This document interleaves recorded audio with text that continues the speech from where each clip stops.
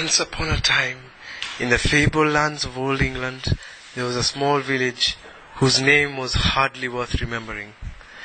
It was just a small settlement which lies at the foot of the humble Pennines, which stretched miles upon miles. Rivers flowed life to its inhabitants, and its earth spawned limitless fields of yellow, green, and red.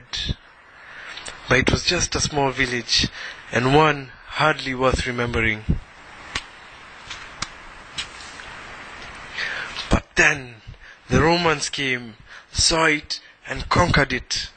They made it theirs and named the place Manchester. But it was the influx of the Flemish people who brought with them their weaving traditions that laid the foundation for the flowering of Manchester. Manchester soared as the capital of cotton. Its produce reached even the farthest lands of the Far East. Kings, queens, lords and all desired Manchester's beautiful, pure cotton. As its size grew, so did its spirit. Knowledge and wisdom poured into the hearts of enlightened men whose intellect propelled the great leap to the Industrial Revolution. Factories mushroomed all over Manchester, and its population exploded into tens of thousands. Industry as well as commerce prospered as it had never before. It was said that, at the time, Manchester was as great a human exploit as Athens. This was indeed the golden age of Manchester.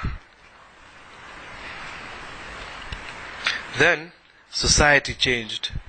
Industries were reorganized as merchants who were once small had grown into giants. And this change had transformed the face of the city. The giants created new wants and needs for the people. The small trades were powerless against these big corporations, and eventually they all succumbed. Oldham Street, once the center of commerce, declined as one shop after another fell. The vibrant life that it had began to disappear. But like the phoenix, it rose from the ashes. Lawrence attracted new and small industries onto the street, as well as its neighboring area. It had created a breeding ground for a new form of culture and art, the pop culture as they called it. This new sphere was named the Northern Quarter. Some said it was because of its northerly location, but some said it was because at certain times of the year the northern star was aligned perfectly on the quarter. Here, music and fashion and the people's art flourished unchecked.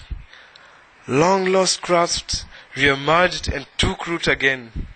It really was the shining star of the north. The giants saw it and immediately they desired it.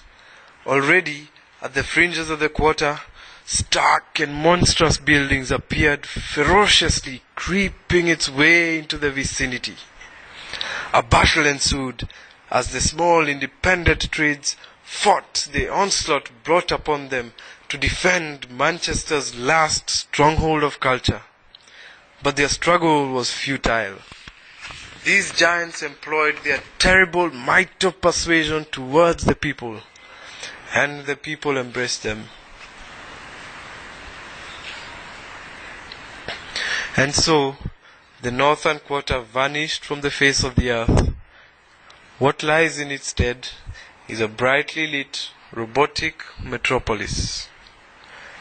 Sometimes, they say, when the stars are positioned in the skies, you could see the old vitality left in some of the untouched crevices of the fabled northern quarter.